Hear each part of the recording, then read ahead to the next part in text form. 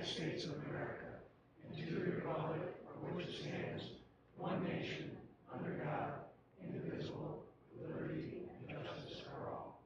A moment of silence, the men and women in the armed forces, our first responders, our veterans, those fighting a good fight in Ukraine, and those suffering from military conflict in the Middle East.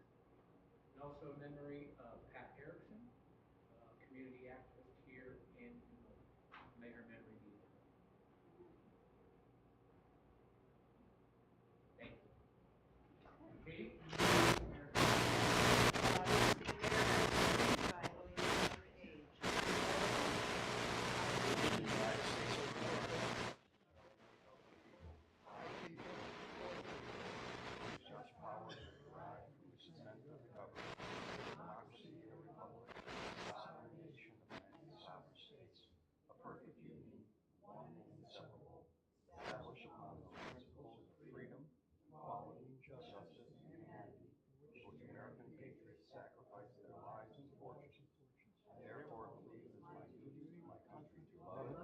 To support its Constitution, to obey its laws, to respect its flag, and to defend it against all enemies. Thank you, everybody. Kristen?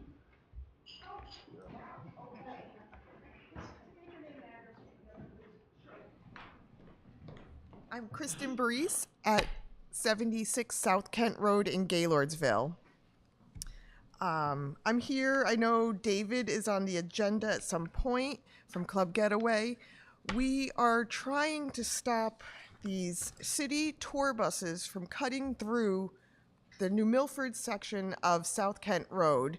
It's a residential neighborhood, 30 mile per hour. If you're familiar with it, it's extremely windy. I printed out some photos from other neighbors. You come head to head with these tour buses, there's no room on these curves. You're driving on people's properties, you're in the ditch. They pull in our driveways to pull off, to let the buses through. It's a real nuisance. The photos will speak for themselves if anybody wants to look at them. We're concerned with the safety of, God forbid, ambulance or a fire truck coming at the same time. They're never passing. We walk, it's a bike route for everybody. I can literally drag my hand down the bus as they drive by me, whether I'm on foot or in car. It's just, they're driving over stone walls on people's properties. They're just a nuisance, and I don't feel that they belong traveling through South Kent when they can use Route 7 to Route 341 state roads to fit these buses, but they're all using their phone GPS instead of their commercial GPS, and it sends them through South Kent and New Milford because it's 3 minutes faster to their destination. So it's been an ongoing problem for years. I just moved to Gaylordsville 5 years ago, actually the day the world shut down to COVID. So that whole summer was quiet. And then the following summer, I was like, what is all this? And that's when I started documenting and talking to my neighbors. It's been an issue for quite some time now. And I figured it's time. I have brought it up before in the past, and you know, I got a little bit of finger pointing from Kent to New Milford, and I let it go. And then I said, I just can't let it go because it's more and more buses now. And they're like 3-4 of these at a clip coming through. I mean, you can see the sheer size of them driving by you.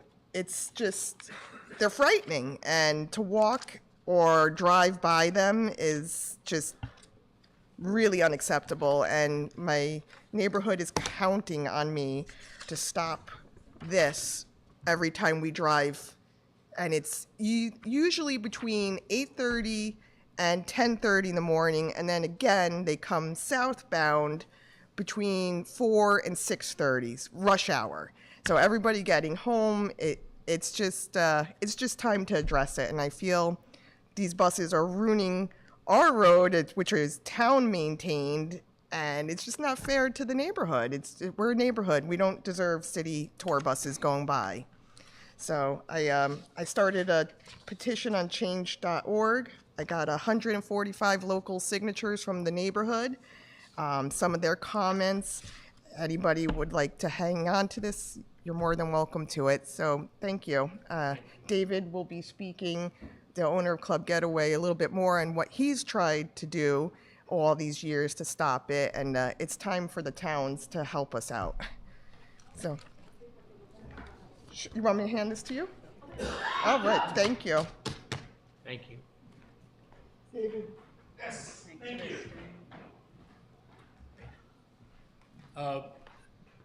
Hi, my name is David Schreiber. I am the owner and the operator of Club Getaway, located on 59 South Kent Road in Kent, Connecticut. So we are a sports and adventure destination. We've been around since 1976, and a key business segment of Club Getaways includes schools and camp trips. We host groups as far south as Washington, D.C., and we host groups as north as Montreal. During a typical weekday in May or June, we can see a lot of buses throughout the course of the day. We do not, Club Getaway does not book, we do not manage the buses, we do not contract the transportation. We are strictly the destination.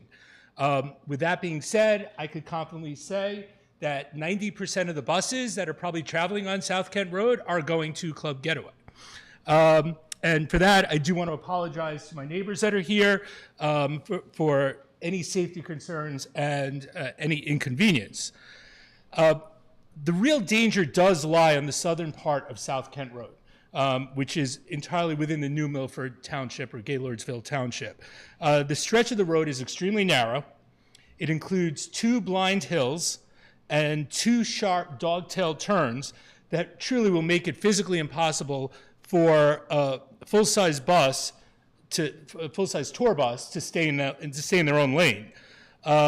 Buses using this stretch present a serious safety hazard, not only to residents, but to other vehicles, to cyclists, and also to their own passengers, which are my clients.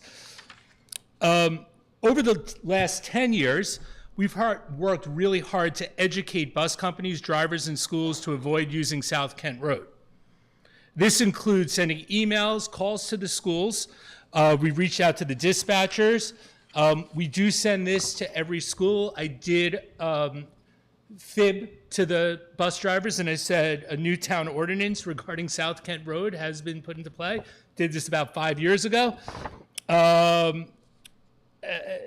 We give a handout to every bus that comes onto the property when they're there. It says all buses must turn right outside of Club Getaway.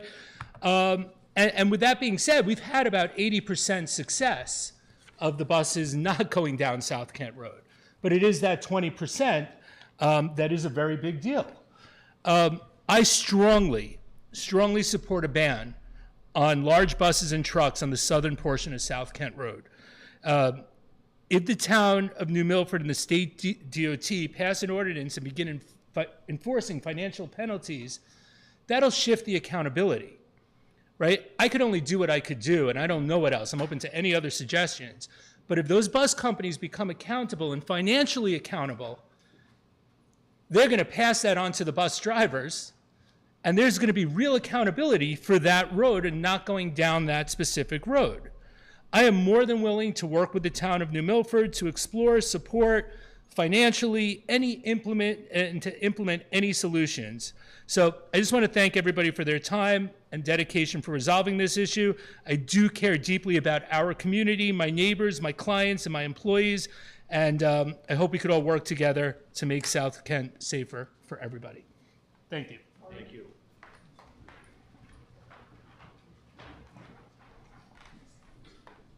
Good evening, Mayor Bass, Town Council.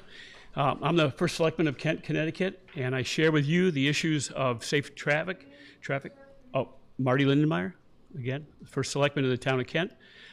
Just want to reach out tonight and pledge our support to find a better way for the transportation issues that we both share. I know the majority hits you guys in Gaylordsville, but it also affects us in Kent. And as neighbors and so on, we look forward to working with you and with the state DOT and with Club Getaway and all concerned people in Gaylordsville to find a better solution to this. I think we can petition together to find a better way, whether it's ordinance or state regulations and statutes on those roads that you control, but also on the state road, to ensure that we have the traffic enforcement capability as well as the transportation set up for people on the buses to arrive safely, which is my real concern, into the town of Kent, but also drive safely through the town of New Milford's roads in Gaylordsville and up from 7 or wherever else it may be coming from. So I just wanted tonight, I wanted to appear as support from the town of Kent and offer our support and our Board of Selectmen to you and to others to make a good solution, something that's sustainable and something that protects our citizens, but also preserves one of our great assets in the town of Kent, which is Club Getaway. So I thank you tonight for your time and look forward to working with you all for a good solution to this problem. Thank you.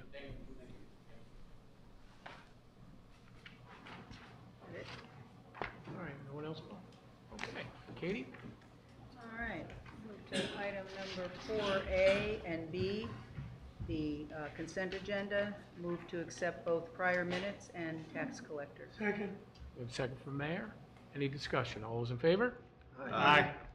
Any opposed? Any abstentions? Thank you. Item 5, we have a report from the police cadets. Come on up. Good evening, everyone. I wanted to take a moment to tell you how proud I am of our Cadet Corps. They're a small team, but they're just that. They're a team, and they work together, and they see what they can accomplish when they do work together. Recently, they competed in a statewide competition, and they were going against cadet crews with 100 or 200 members, and here we are with our 16 or 18 members, and they did amazing. Their 10 medals prove that they just did so well. Their motto is leadership, excellence, and teamwork, and I can say that they are all of that. And speaking of leadership, I wanted to thank Kayla and Kaylee for their leadership with the cadets. They're moving off to college, and we are very proud to have them as founding members. And I just want to thank them for all they have done for our Cadet Corps. So at this time, I'd like to introduce Sergeant Parzial, who is in charge of our Cadet Corps. Sarge? Hey, good evening, everyone. I'm going to introduce myself. I'm Vincenzo Parzial, Detective Sergeant in the Milford Police Department, and I gladly serve as the cadet lead coordinator. So the program started in 2020, and I've had, the absolute pleasure in seeing these children now turning into teenagers from ages of 13 years old. We've had people graduate out of the program to 21. They're in college, and I've seen these cadets grow into amazing people, human beings. They dedicate countless hours to the community.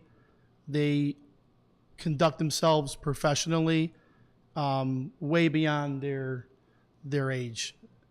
I'm extremely proud of them, and I just want to say, on behalf of the police department and from the cadets and the rest of the advisors, thank you for the years of support. It's been 5 years now, and I really would like to have Callie and Kayla. They're going to be going on to college, and we have 2 new corporals. One is on vacation, and a new class sergeant is going to be taking their place, but it's going to be very difficult shoes to replace.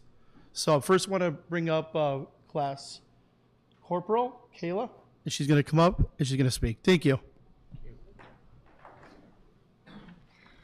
Good evening, and thank you for having us tonight. My name is Kayla Delaney, and I have been a member of the Police Cadet Program since 2020 when it began. The New Milford Police Cadet Program is truly a fantastic program for anyone between the ages of 13 to 21.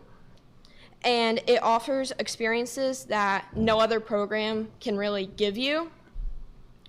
And even if you're not specifically interested in police work, the cadet program is a great program still.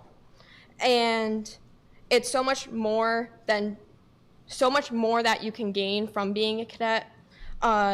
Thank you to the dedication of many advisors during our bi-weekly meetings, and are packed with valuable information that I know I will truly carry on.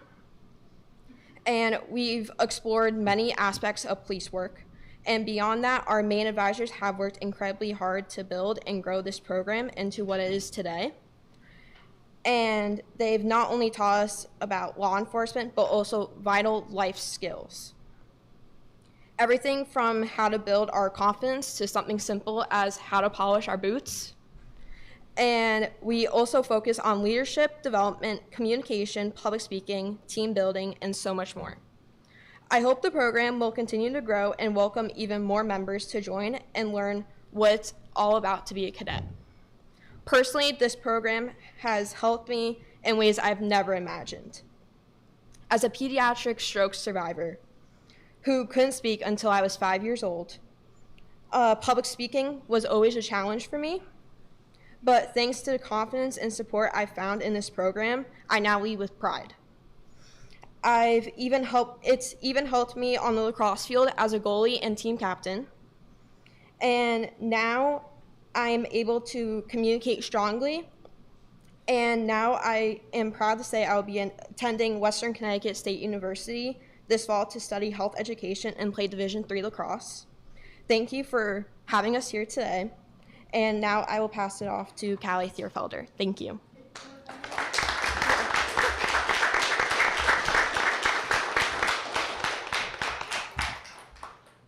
All right. Hello, everybody. Good evening, Town Council members, fellow cadets, cadet advisors, Chief, and Mr. Mayor. Thank you for the opportunity to be here this evening. My name is Callie Thierfelder, and I stand here today before you as a fifth-generation New Milford High School graduate, as well as a junior member of the Northville Volunteer Fire Department and first-ever sergeant of the New Milford Police Cadet Program.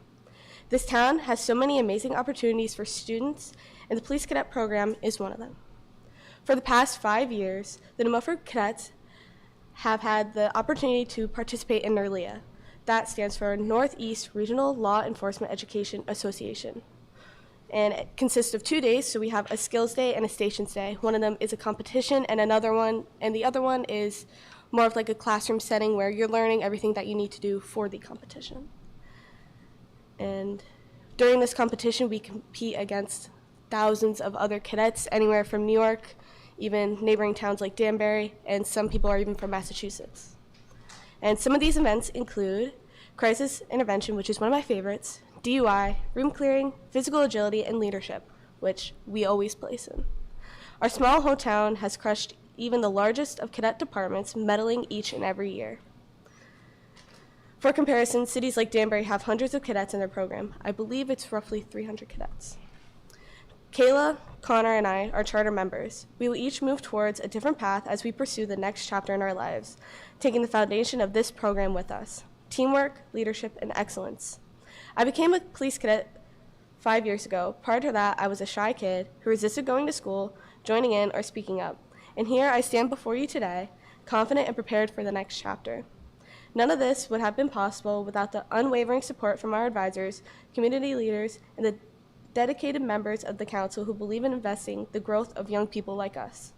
The Police Cadet Program has not only equipped us with practical skills, but has also instilled a sense of civic responsibility and pride in our community. As I look back on my journey, I am deeply grateful for the friendships formed, the lessons learned, and the countless moments that have shaped us, not just as cadets, but as future leaders. I am confident that the values of teamwork, leadership, and excellence will continue to guide us wherever our paths may lead. Thank you once again for your continued support and for helping turn our possibilities into realities for students like me. The future is bright, and I am proud to call New Milford my home.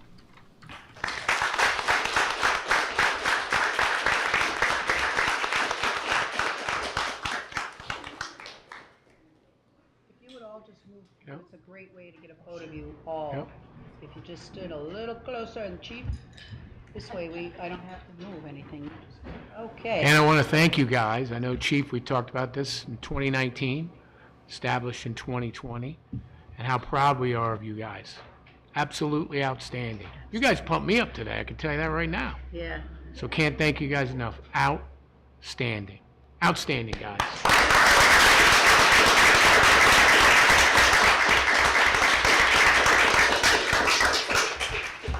Good job. Mayor, Chris? if I could just address you all for a second. The one word that comes to mind after hearing the speeches and what you've done is just wow. So very proud of you, proud of this program, proud of our police department for having this, but whether you choose careers in law enforcement or not, and I heard you talk about being a future leader, I've seen you all out in the community, and you're right, they do carry themselves with a level of maturity and respect, and you're leaders today for everything you're doing and what you've done. But as real leaders know, you always have to grow, and as you go, you'll continue to grow. But just so proud of you all. Thank you. One question. Katie? Can I just ask one quick question? So, Kayla, Callie, I know you're going up to school. Wonderful. Who are the two that will be replacing you? So we know who we're going to see next. Good. Billy? Joey. Who's that? And then Alex and one of our other members that's currently on vacation Okay. will also be corporals. Great. Looking forward to seeing all of you, and you two, 3 of them have a lot to do to make up to your level. But you'll help them. Right. Wonderful. Outstanding. Wonderful. Thank you, Good job. everybody. Thank you. Thank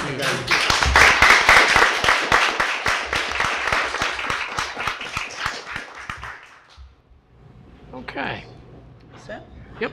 Okay. Thank you, Katie. Wonderful. Real quick. Mayor's comments. Currently, we are in an excessive heat watch or warning here in New Milford. We've set up our cooling stations. They were opened up yesterday. Open today, tomorrow. They will be at Town Hall from 7 a.m. to 10 a.m. And from 10 a.m. to 8 p.m. will be the New Milford Library. Loaves and Fishes will also be open at 4 p.m. Wednesday, the Town Hall again will be open from 7 a.m. to 10 a.m. for the cooling station. The library, 10 a.m. to 5 p.m. Loaves and Fishes opens at 4 p.m. Our senior center will be providing for our seniors from 8 a.m. to 4:30 p.m. cooling stations there as well. As extreme temperatures not only affect humans but also our pets as well. Here's some safety tips from the ASPCA. First is we should always visit our vets for an early summer checkup to make sure their pets get tested for heartworm if they aren't on year-round prevented medication. Also, give your pets plenty of fresh, clean water when it's hot and humid outdoors. Pets can get dehydrated quickly. Make sure your pets have a shady place to get out of the sun. If at all possible, bring them indoors. Be careful not to over-exercise them, especially during this extremely hot weather. Know the symptoms of overheating in your pets, which include excessive panting or difficulty breathing, increased heart and respiratory rate, drooling, mild weakness, stupor, or even collapse. Symptoms can also include seizures, bloody diarrhea, vomiting, along with an elevated body temperature of over 104 degrees. Super important, never, ever, ever leave your animals in a parked vehicle. The Milford Police Department will make sure that those animals will be taken out of your vehicle. And this can also lead the animals to have a fatal heat stroke, which we don't want for any animal. So please, make sure and leave your pets at home if you're going to be going inside, whether it be shopping or whether it be picking someone up and leaving your vehicle. You don't want to leave your pet in there. Know that animals with flat faces, like my bulldog, pugs, Persian cats, are more susceptible to heat stroke since they cannot pant effectively. Do not leave pets unsupervised around a pool. If you plan on spending time near a pool, lake, or beach with your pet, please make sure to give them fresh water and avoid letting them drink from the pool or ingest ocean or lake water. When swimming, introduce your pets to water gradually and make sure they wear flotation devices when on boats.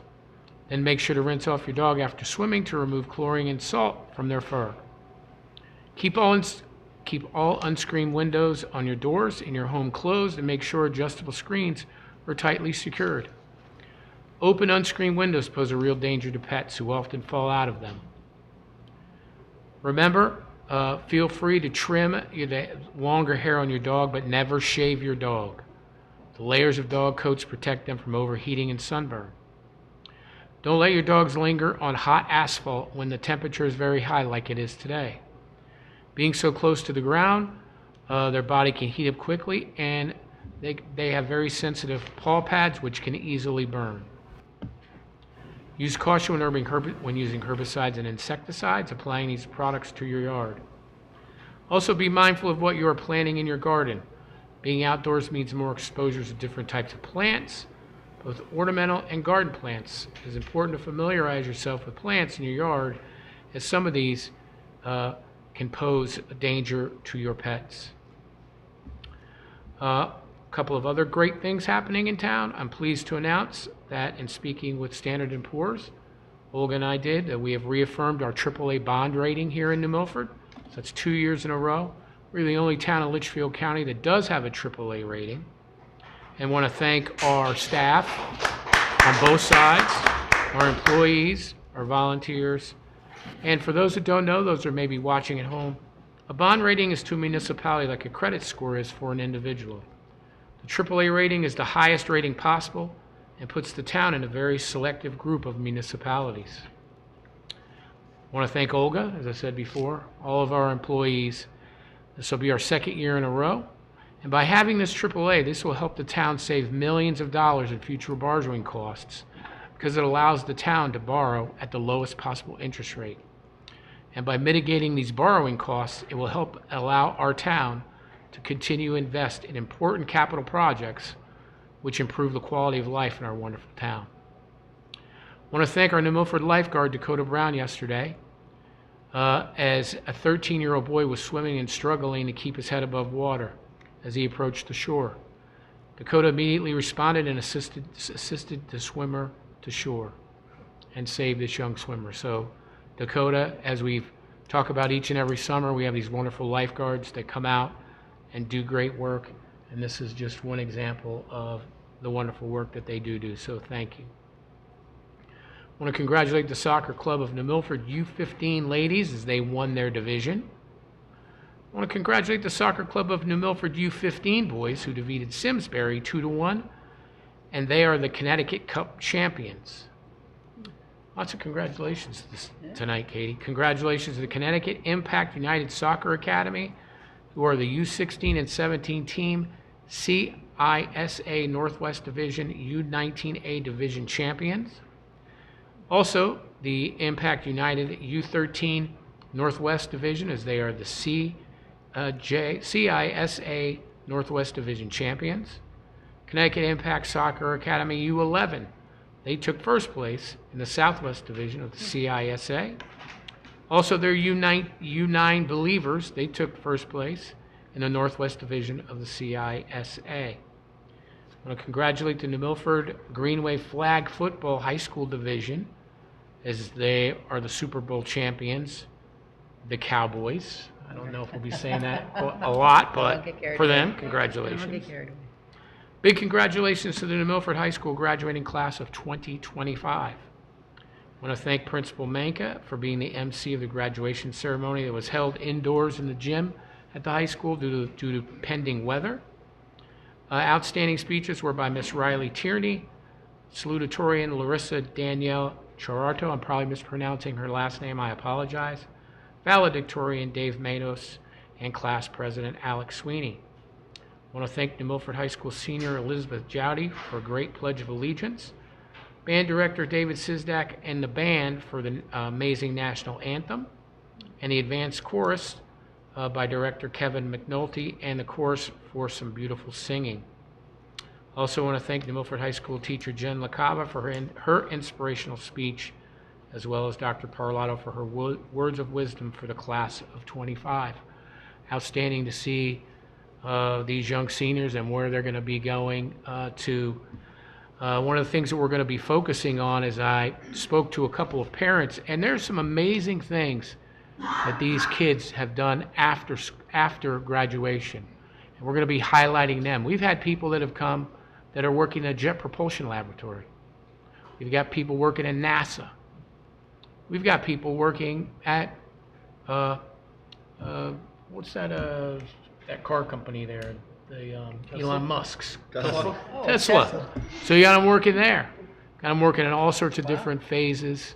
I got them in the military academies, and I think it's wonderful that we highlight those. We also have one of our highlights, we're talking about sports, that plays for the Bananas, which is an amazing baseball team. It's kind of like the Harlem Globetrotters of baseball that fill out stadiums everywhere. And wouldn't you know, their captain, where'd he come from? New Milford. Right here. That's what we're talking about. I want to thank the grad party committee, the volunteers and the sponsors for the grad party. I get the wonderful thing to greet our high school seniors when they come, and it's amazing to see what the grad party does each and every year. The games, the food, the drinks, the prizes, and it's truly amazing, and a big thank you to everyone that donates and give their time for the grad party. Special congratulations to the National Adult Education Honor inductees at the adult education graduation that we have. I want to thank and congratulate the honor inductees Kane Hay, David Melendez, Kelsey Satino Monroy, Greg McFarlane, and Jeanette Ordonez. And a big, huge thank you to Christy Martin, who has led this thing for so many years. And it's amazing to hear what these young people, really sacrifices they make to get their graduation and what they do. Working jobs and then going to school. And thank you to all the teachers in that program as well. A big thank you to the graduate Stephanie Oliveira, who gave a great speech, Savannah Yeomans, who paid tribute to Mr. Neff, and Mr. Neff's family now gives 2 scholarships to adult ed students. Big congratulations to the Scotticoke 8th grade middle schoolers, who now will be going to the high school. And again, they actually graduated due to weather at the high school. So it's great. And for the 7th grade seniors, 7th grade students moving in 8th grade, go Surge. I want to congratulate all of our New Milford students who graduated from Abbott Tech, as we do have students that go to this wonderful trade school. Thank you. I was talking to the mayor of Danbury, talking about maybe other opportunities working together to see if we can expand that to allow more, with an expansion of Henry Abbott Tech. More students from our area as well as others could go to that wonderful school. A couple of other things too. Big, huge congratulations to the Beehive Children's Center as they did their graduation. We had our cadets that came here already and spoke a little bit about what's going on. We had our promotions that you talked about as well, Katie. Merwinsville Hotel is having their summer tours in July and August up in Galesville. If you haven't been to the Merwinsville Hotel, it's really a cool place. It's been around since the 1800s, and they have lots of artisans things there as well. And what's really cool is you see back in the 1800s, that used to be where the train would stop and you'd get off and you would actually go to the hotel. The train is, what, St. Paul, 20 feet, 25 feet away from there? It's very close. So it's pretty cool. If you get a chance, you have to check it out. They're open on Sundays, 2 p.m. to 4 p.m., July 6th through August 31st. Also want to talk about, because it's been not since we have been here, we did have our municipal vote, and the voters voted, and both budgets passed. For the record, the results on the town, the yes votes were 2,637. No was 840. Advisory question. Was it too high? Was 885. Adequate was 2,062. Too low was 184. For the Board of Education, yes was 2,355. No was 884. The advisory question, too high, 891. Adequate, 1,751. Too low, 509. Chief and I spoke a little bit today in our weekly meeting, and I want to provide the New Milford stats for our traffic. Motor vehicle stops in the year 2024 to that time this year, in this calendar year in 2024, 2,195. So far this time this year, we've had 2,548. That's an increase of 353 or 16%. They're on track to hit over 5,000 motor vehicle stops in the year, which was absolutely amazing. And you can see it in our motor vehicle accidents. As we all say each and every time, one is too many. In the year 2024, we had 410, 66 were in parking lots. In 2025, we have 398, which is a reduction of 12 or 3%. 77 were in parking lots. And as we say, the two most reasons why we have accidents, one is we follow too close, and the other is distracted driving. So if we each can be self-responsible and don't ride the bumper of someone, provide the safe distance between the two, you're going to cut down on accidents and distracted driving. If we can make an effort not to be on our cell phone when we're driving, not to be, fooling around with the radio, maybe do that ahead of time. These little things can make a difference. DUIs, unfortunately, were up about 20 from a year prior, and that's due to the vigilance of our New Milford Police Department making sure that our roads are safe. And we remind everyone, if you are caught driving under the influence, you're going to go to jail, you're going to take a breathalyzer test. If you don't, you're already going to get your license taken away, and your points and your insurance are going to go through the roof. So you have an opportunity to call a friend, call a family member, Uber, and get home safely for everyone. Infrastructure Van Car Bridge replacement project continues on track. The contractor today was stripping the formwork on the west side abutment. Continues backfilling on the east side today. Palomino Drive, which we're working on, contractor's continuing under drain work on the east side of Palomino. Sand Bridge, we're waiting on Charter Communication to move, I believe, one of their utility poles. Once that's completed, Frontier then will finish moving theirs, and then we can begin work on Sand Bridge as well. I know we have our health director here, Amy. Amy, would you like to come up for a minute and talk a little bit about the great things our health district is doing? Hi, good evening, everyone. Amy Beth G., Director of Health, and I'm here with my partner, Indira Meza, from CIFIC. In partnership, HVHD and CIFIC will be offering mobile clinic physical exams for students and children throughout the summer.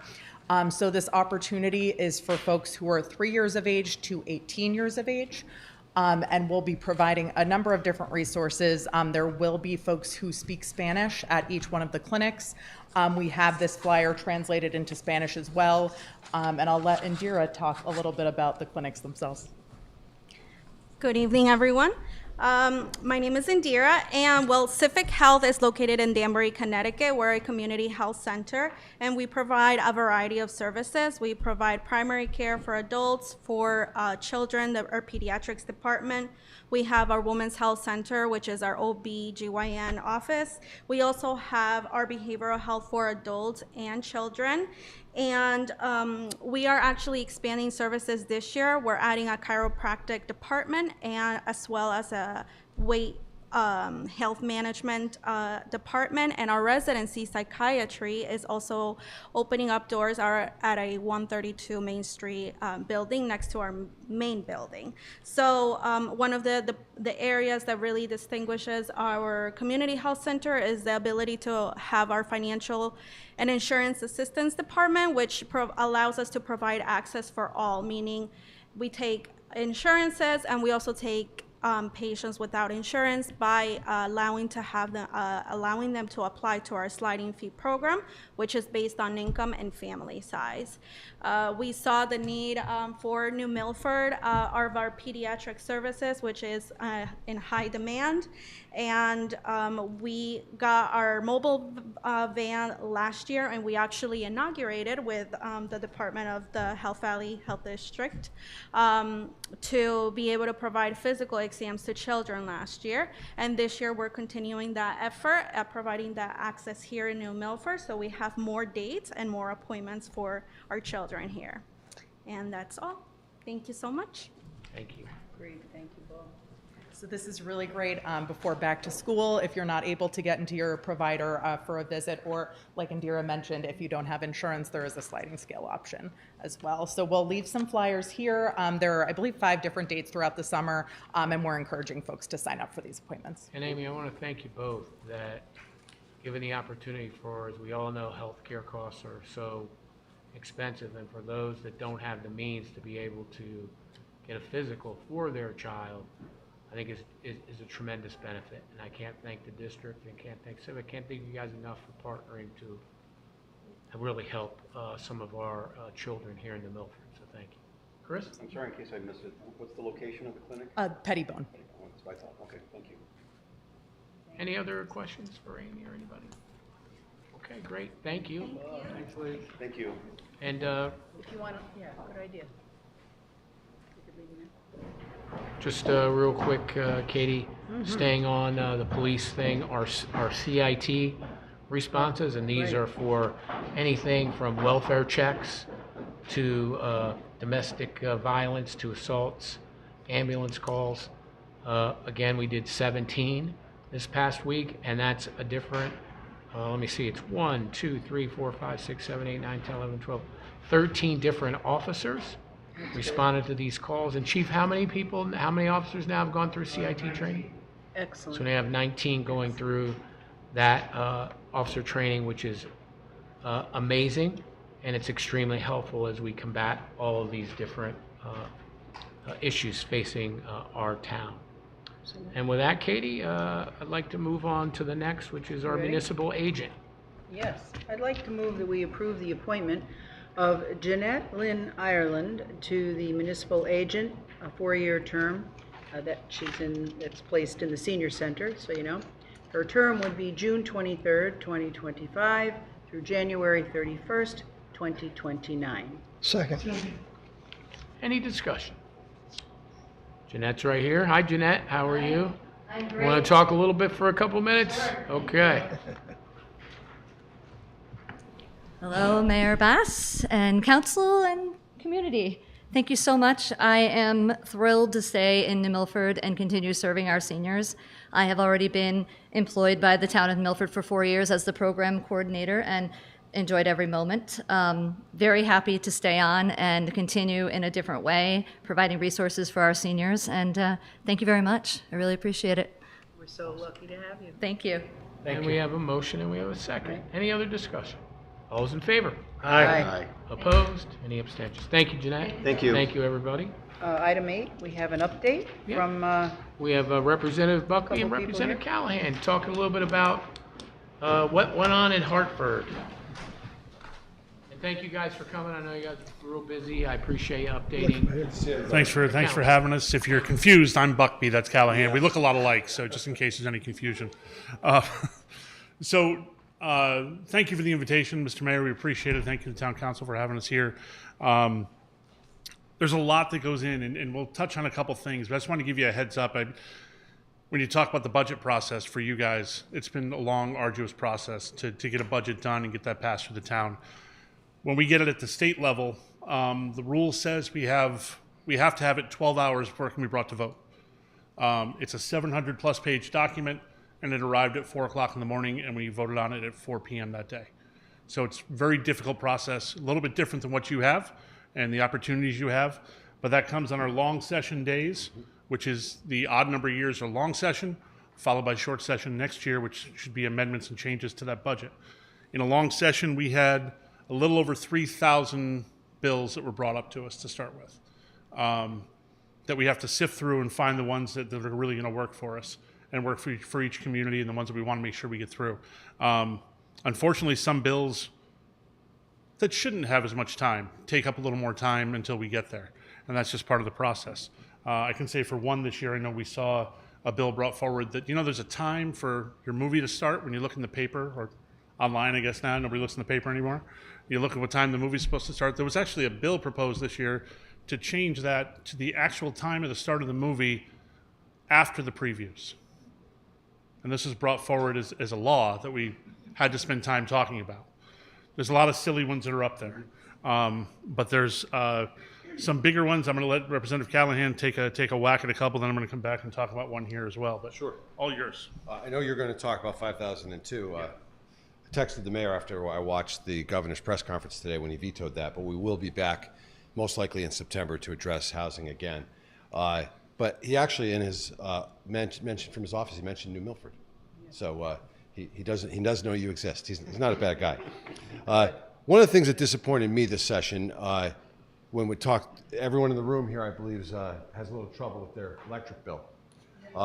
After this couple days of heat, I don't even want to look at mine.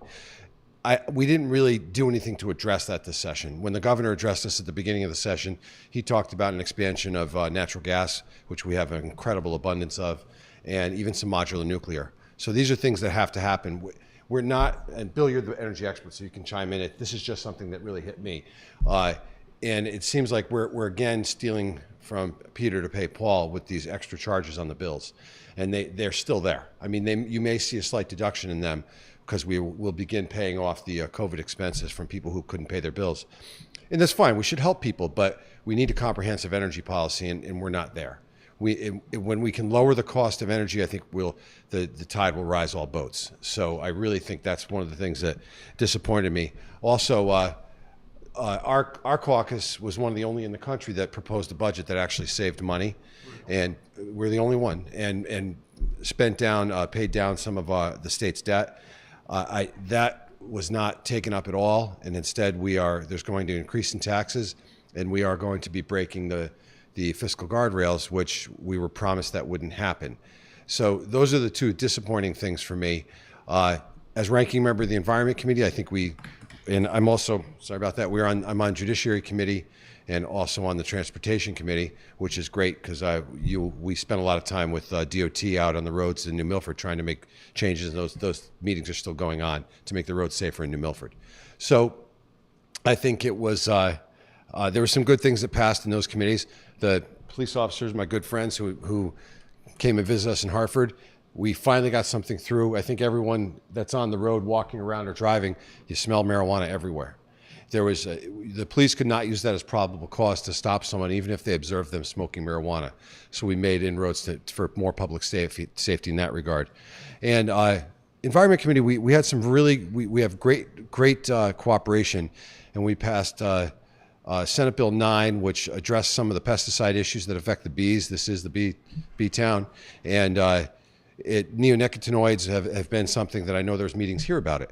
And that's something that's going to be phased out. And we work closely with our counterparts. I work closely with my counterparts on that.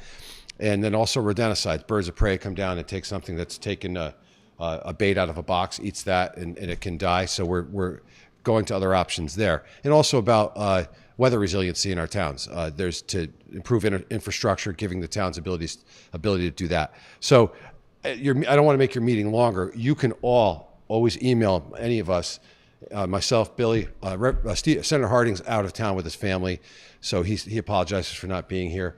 But with being a state senator, a minority leader, an attorney, and a dad of two little kids, I think he deserves a little time with his family because he hasn't had any. So please email us with specific questions. Bill, I'll let you get a little bit into 5002, but it's always a great pleasure to serve you. I know most of you on this committee, on the town council, and I am always so proud to be in this room that my father sat as a judge 45 years ago. And so I always feel like I'm amongst friends, and I always appreciate that. Thanks, Pat. Thank you, Pat. Pat's always amongst friends. And one quick thing I wanted to mention too is, as Pat brought up, some of the things we've done with working with Chief Cerruto and the Milford PD, and along with this council and the mayor. I got a great letter today. I don't know if you had seen that or got that mentioned too from DOT, thanking Chief Cerruto for your great work. It's important to see things progress.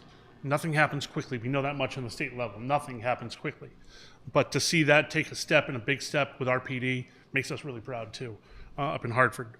We got word today that 5002, the big housing bill this year, was vetoed by the governor today. And it's great to see. It wasn't by any means a party line vote in Hartford. And a lot of times that I mentioned that so many bills come up, it's not just one bill.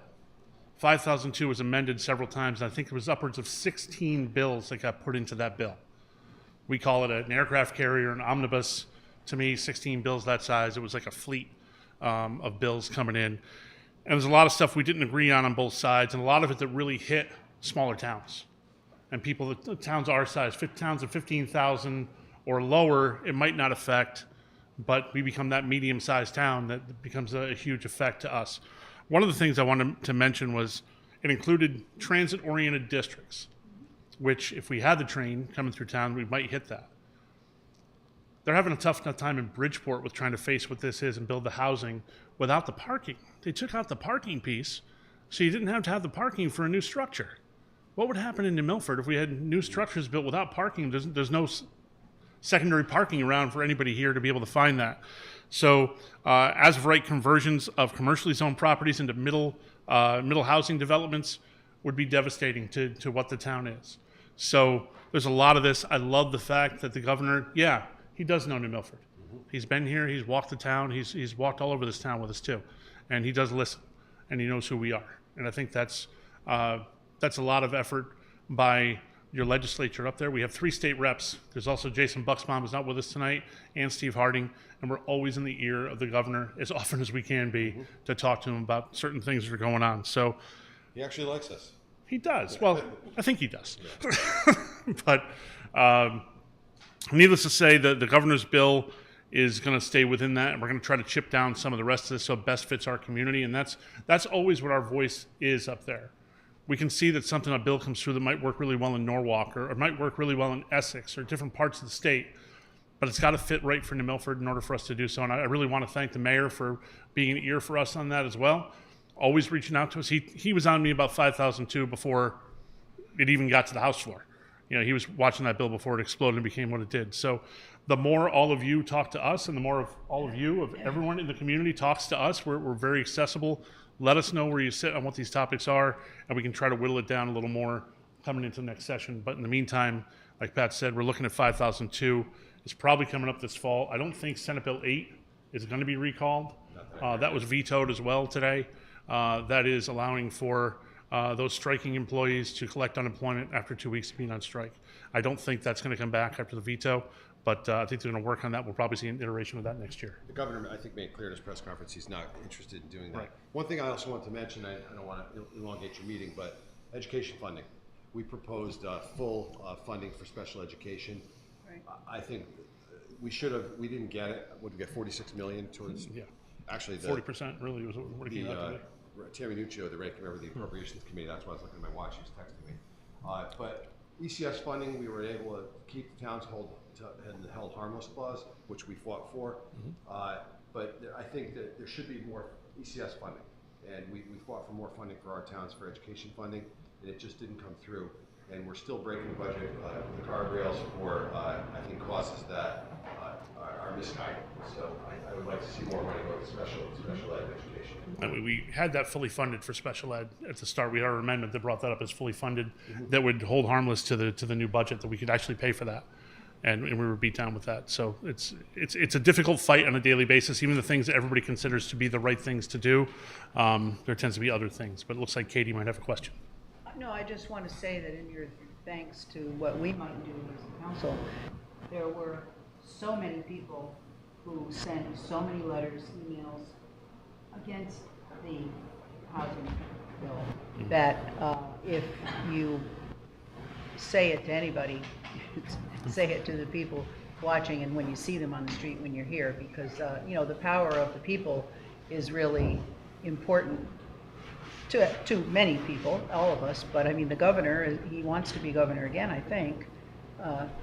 Probably be a good idea to pay attention, and I think he did, and so that's a plus. He did to a point, Katie. Yes. And today what he addressed was he wants the towns to come forward with your proposition. I saw it. Yeah, I saw it. Yeah. But what worries me is if you don't do what they're looking for, they're going to come back and tell you what to do. Yeah. So we have to follow through. The other thing that worries me is I don't want to see any of our towns or any towns in Connecticut have to go to the end of the line for funding for steep grants for bonding if you don't comply with what they say. New Milford knows what's good for New Milford, and you guys do a great job about getting housing built and affordable housing.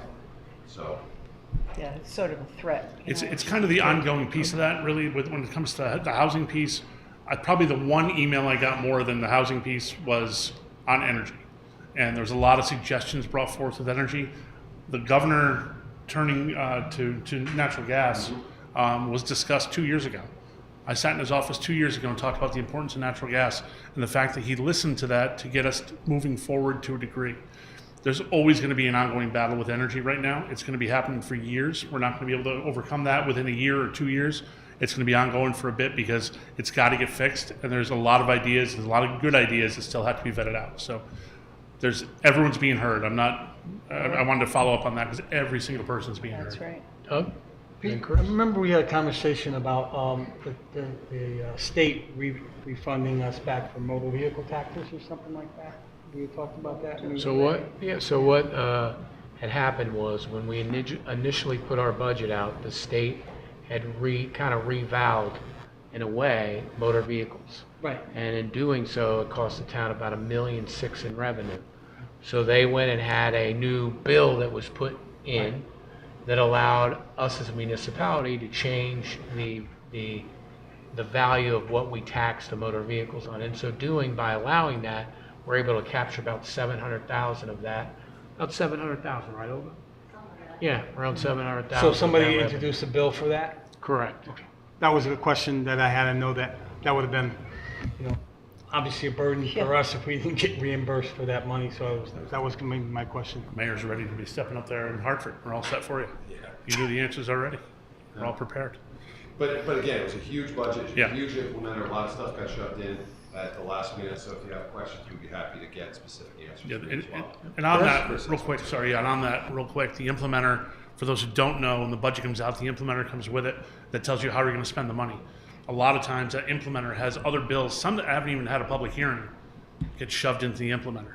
So there's, in that 700 pages of reading of the budget, now we've got the implementer that tells you other bills that may not have gotten a public hearing, you might not have seen, it might not have been in your committee. I mean, the housing bill was in 3 different committees at least. So we might not even have seen what it is until the implementer shows up. So just to give you an idea what the chaos looks like. Go ahead, Chris, I'm sorry. So first of all, thank you both, and Senator Harding. I know you guys work tirelessly to represent us in Hartford, and I know it's a tough slog sometimes, but I think you guys are here tonight with some successes. Certainly your efforts are providing good results for us. On the housing bill, just to be clear for the people who are out there, and correct me if I'm wrong, essentially what they were trying to do is take away all local zoning authority on affordable housing complexes that would be built in our town.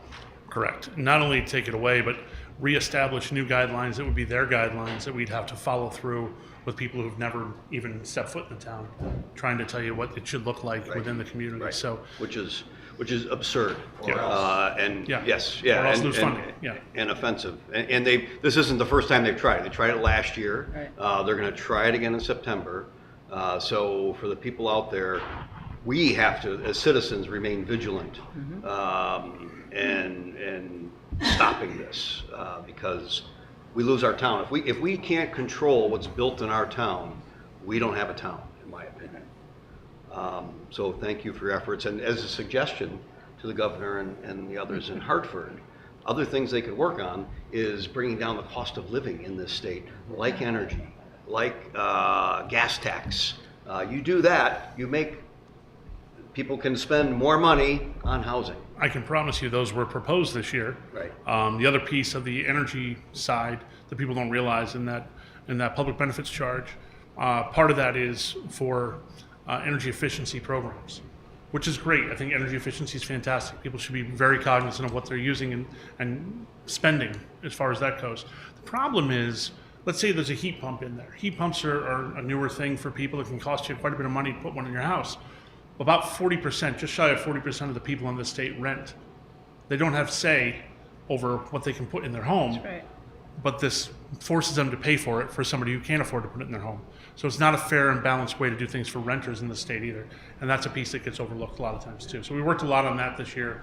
Unfortunately, that piece didn't get through, that renters would be able to opt out. So, thank you guys, appreciate your efforts. Any other questions for Bill or Pat? Thank you both. Thanks, guys. Thank you, guys. Thank you all very much. Appreciate the update. Good to see you. Thank you.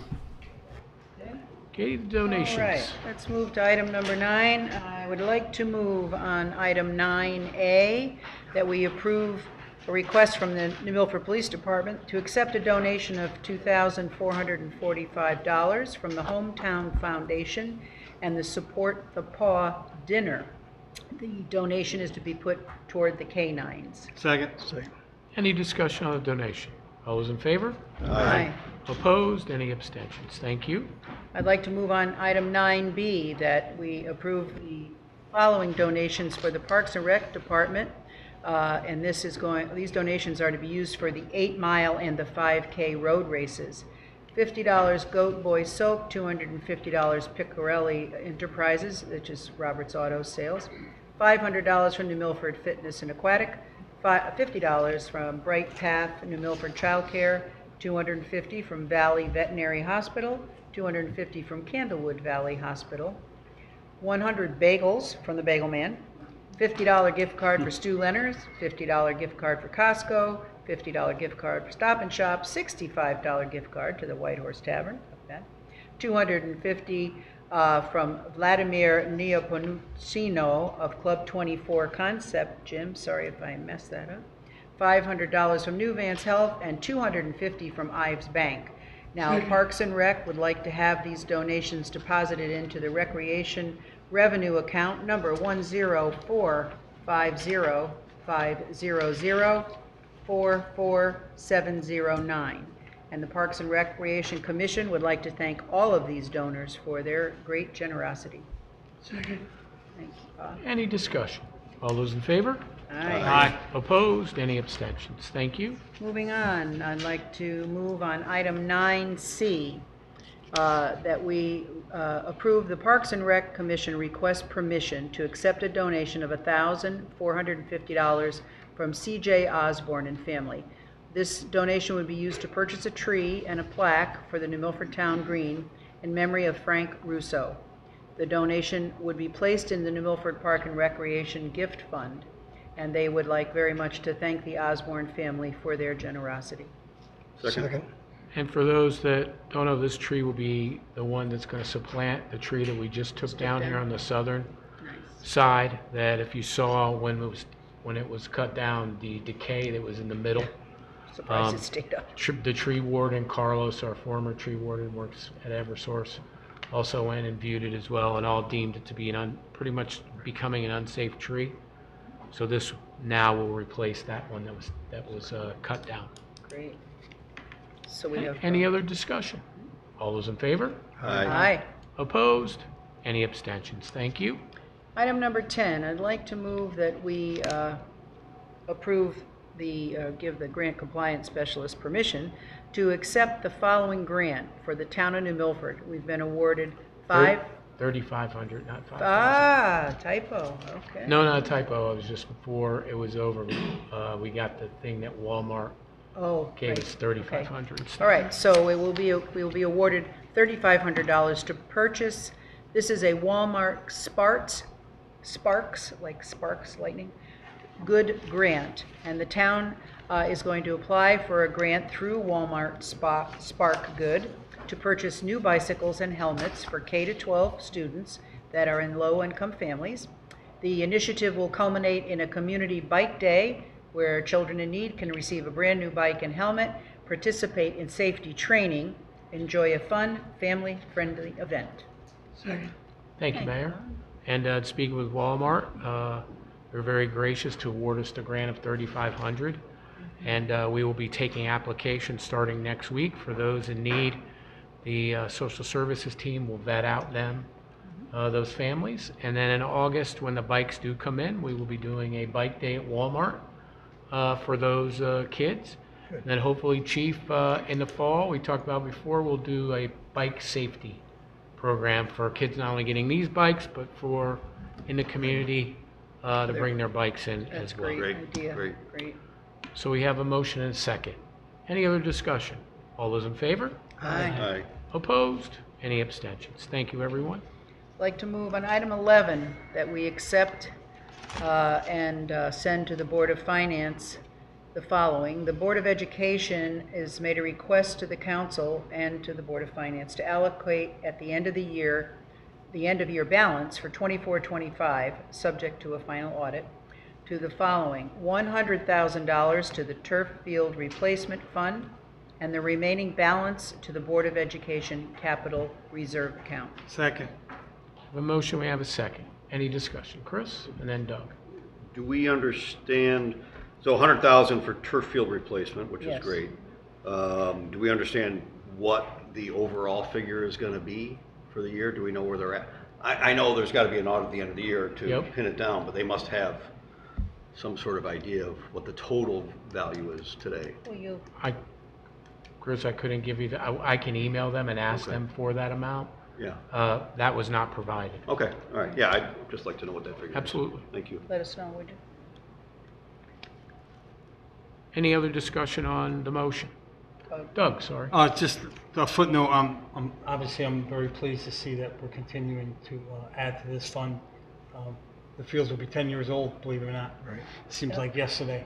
And talking with the AD, Keith Lipinski, he says the fields are holding up very well. Doing a great We knew- job with that. Yeah, we knew that, there was a timetable when I was speaking to the gentleman who was the head of the project, that you could get anywhere from 8 to 10 years, but if you took care of it, you can get up to 12 to 15 years, it all depends. And that's why having 2 fields even made it more. So I'm glad that that was in, I'd like to know the balance that they have. And Olga, do you have the balance of what we contributed at all? Also, for this year, we always budget for at least 50,000. Right. So currently in the fund, in that account, we have about 920,000. 920. Okay. Good. So that's gonna come a long way. Obviously with inflation and stuff, we don't know exactly what it's gonna cost, but I know when we originally talked to the, I think he mentioned it was $2.50 a square foot to replace. And I think the smaller field was 85,000 square feet, and the larger one was about 100,000 square feet. So in the realm of that, and with inflation, we should be able to, I'm not sure about the whole cost, but at least put 80 to 90% down, which will help would help obviously with the taxpayers and stuff like that. So I'm pleased to see that we're still contributing. Yeah, Absolutely. we still have Chris? a lot of time to go. And I guess I'll just add, based on what Doug is saying, because we're taking care of the fields, they're gonna last longer, so. Right, absolutely. That's The right. schools get criticism from me and others on maybe lack of care of some buildings, but they deserve some credit here, because it looks like they've really been taking good care of these fields, so that's, Right. Yes. that's just Very gonna help them great last shape. longer, and it saves the Right. taxpayers money. Facilities actually sat down with the people that put it in, and they went through a program to learn how to take care of it. Remember And I know that. Remember that, yeah. And they have, and the equipment to take care of it, and obviously, how Good to, job. if things do rip or tear or whatever, how to fix them. So, kudos to, we're always harping on the bad things, but kudos to the facilities for taking care of. Obviously, AD Lipinski says the field's been great. And just for some people that don't know, before the fields were not built, we were having state titles having to be moved from the high school to other fields because the fields were such bad condition. Yeah. To this date, since the fields have been built, we have never had a cancellation due to rain or any kind of issue with the fields. And we've actually hosted Right. some events. But they were canceled statewide. somewhere else. They Right, came to and us. they That's came to right. us, That's which exactly was right. nice. And so anyway, it's always good to see that, so. Should be We have a proud. motion and a second on the floor. Any other discussion? All those in favor?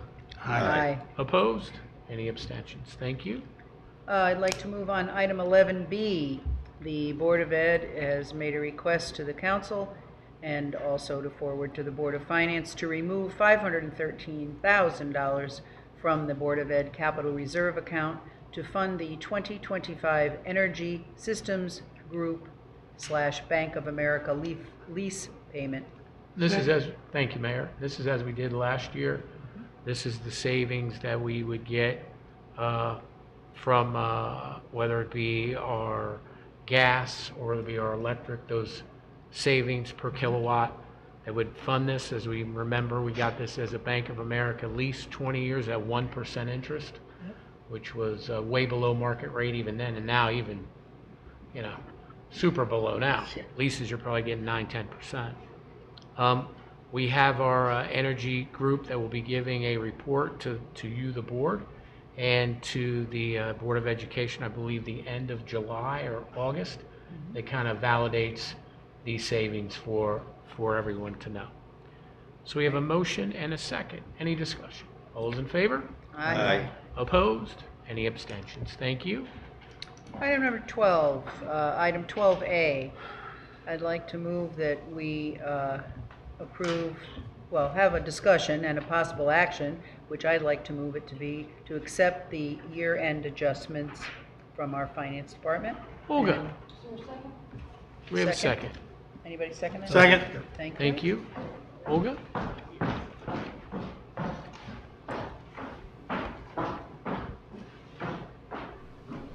Good evening, members of Town Council and members of the public. So yes, the first action that should be considered is to act on year-end adjustments. As you know, during the year, some of the accounts do fluctuate due to unforeseen nature of those accounts, and at year-end, we basically true up those accounts and we transfer necessary funding from one lines or the other. So the first section is to account for personnel changes in several departments. Let's say Board of Finance, the personnel line is over due to increased number of meetings this year. That was not exactly anticipated. Finance Department, we did have 2 positions that we had replacements for, and we did have overlap of the positions for a month, so that triggered an overage in that account. Register of voters, an unanticipated additional budget vote requires additional funding in that line. And in the building inspector department, similar, there was a change of staff, and because of the contractual payouts, that line is over as well. We do budget for unanticipated fluctuations in other wages, and that's what the recommendation is, to take the necessary funds from. The second section is a transfer from contingency. This is just to accommodate some other fluctuations. Our duplicating expense line is over due to increased cost and usage and additional budget publication. The health department, that's due to the HRA events that we never know what the amounts might be because it depends on the attendance by New Milford residents. And police private duty, it's our basically usual annual transfer.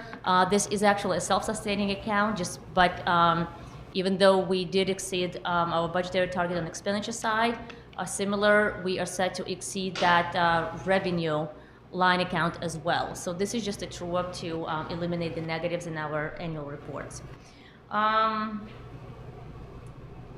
The next section is similar, just to continue adding some necessary funds for police private duty. We did have some savings in the legal account, very favorable, and we did have some savings in fringe benefits, so the recommendation is to use that available balance and to true up police private duty account. And the remaining section is a request to transfer $84,000 from police lines, 2 of those lines, and to transfer them into police automobiles. There was a positive year-end position within the operating budget for police department. So the recommendation is to basically get a head start and to address those vehicle needs, capital needs in the police department, and take this as an opportunity and transfer some of those funds into the capital lines. And that's for the transfers. And some of these may be estimates because, again, we try to anticipate upcoming invoices. We're still not done wrapping the year up. We still expect, to be paying bills for fiscal year 25 throughout July and August. So some of those amounts may need some adjustments. But if you have any questions, I can take those as well. Any questions for Olga? The automobiles we're purchasing? Yep. So the chief, can you come up for a second? There was a memo of this basically is cost neutral, but the chief can tell you where the for a better term savings were arrived from, so that we could repurpose those. out of our operating budget to buy these 2 new police vehicles. Yeah, so we're asking to transfer $84,000 from our operating section of our budget to our capital section of our budget. And we saw some savings in that operational section because we mainly had retirements of more senior officers. And when we have a senior officer retire and we hire a junior officer at a rate of about $25,000 less, times 3 is about $75,000.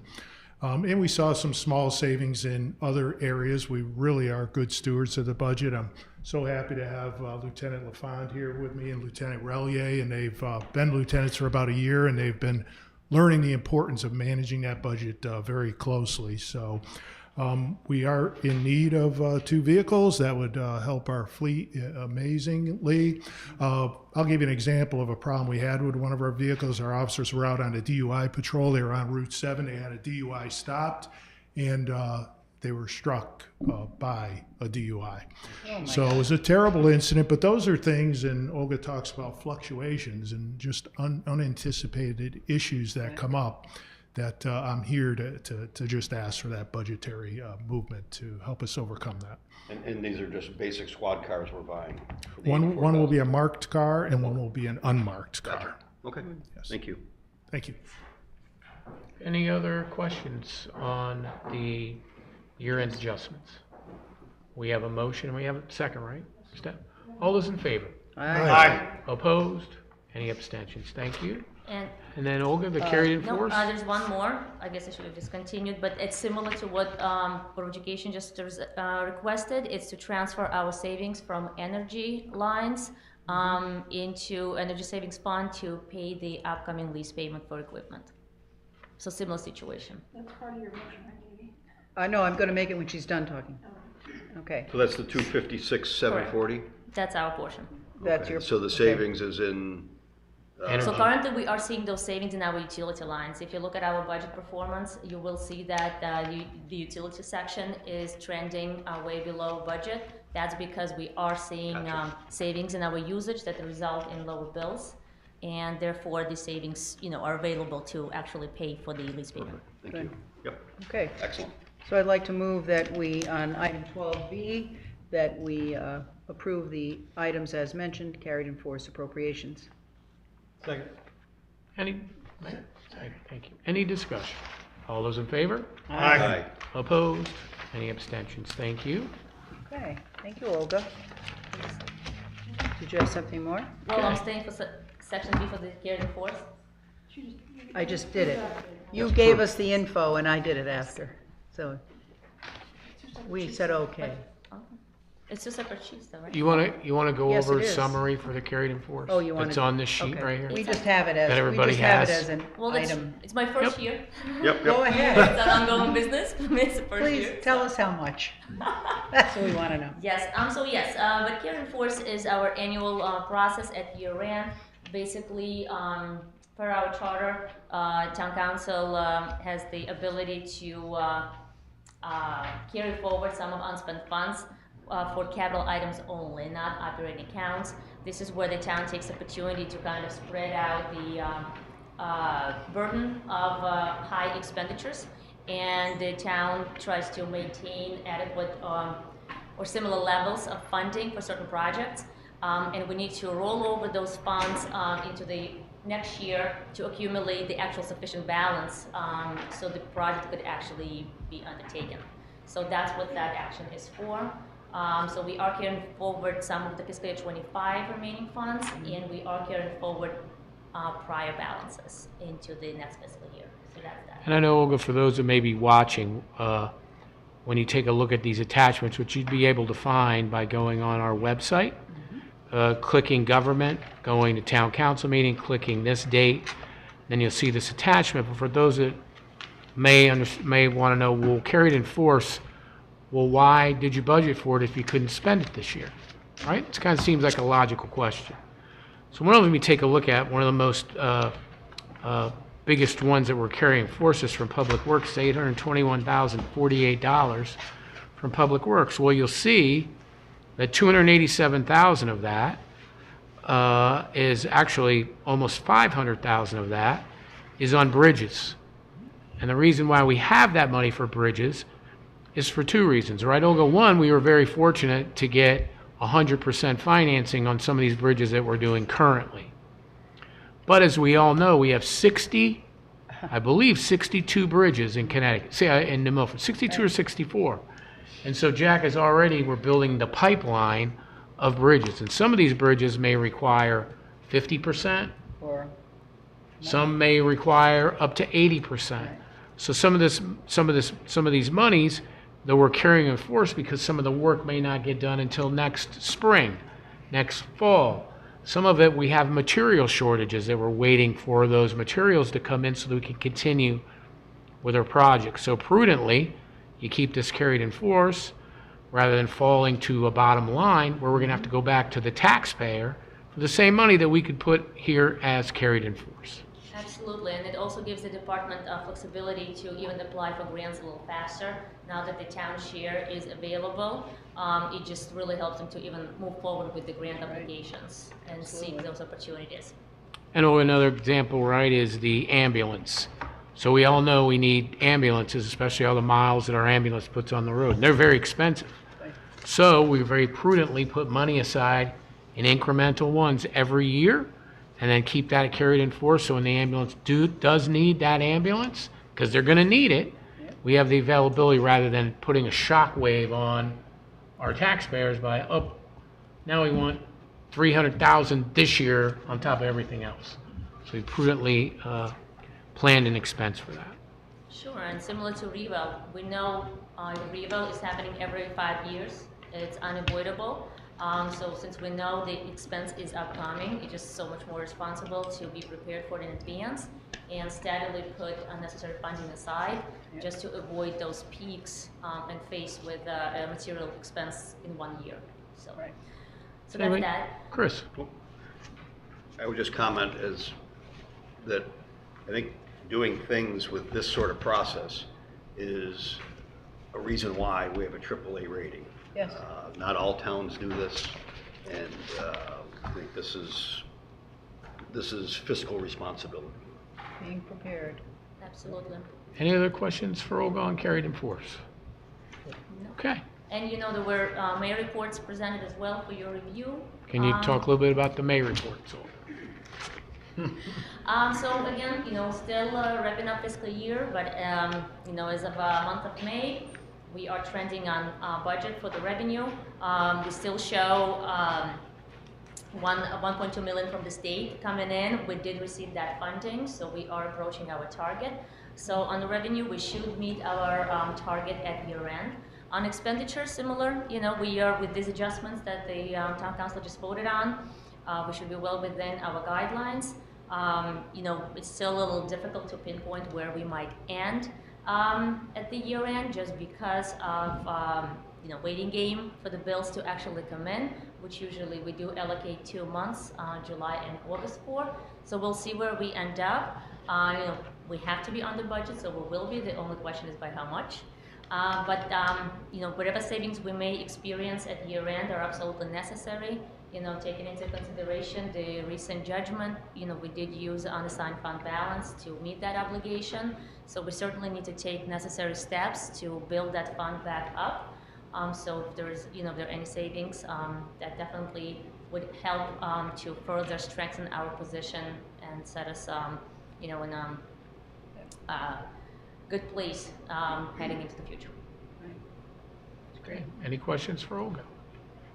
Okay. Thank you, Thank Olga. you. Thanks, Olga. Okay. Item 13A, for discussion and possible action, but I'd like to move that we take the action to rescind, to recommend that the ban for commercial, I'm reading the wrong line, sorry.